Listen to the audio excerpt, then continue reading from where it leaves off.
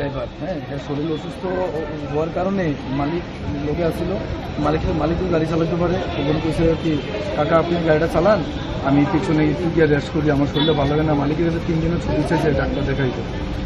ওখানে মালিকে বলছে ঠিক আছে আমি বিশাল গ্রুপটি চালিয়ে দিব, তুমি শরীরটা ঠিক হয়ে দেখো। এরকম এসেরা গাড়িটা রানিং চালিয়ে আইতেছে তখন শেষলি মাইল স্কুলের আগে যখন ডাউন রোডের সময় একটা অটো গাড়ি ছিল সাইডে, তুমি গাড়িটা যখন কাটা দিছে কাটার লোকের বোঝা গেছে নিচে। আমি এটা বারবার মানা করছি, আমি বাসের কন্ট্যাক্টটা এটা বারবার মানা করছি।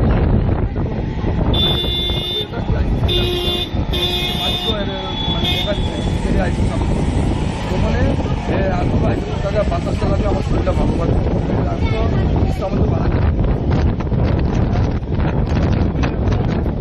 এটা কি মানে বাসের সামনে দাঁড়াইছিল, মানে সামনে কি নাম ওনার, বয়স কত, বাড়ি কোনখানে, কোনখানে হয়েছে ঘটনাটা? বিশ্রামগঞ্জ এলাকাতেই। হ্যাঁ হ্যাঁ।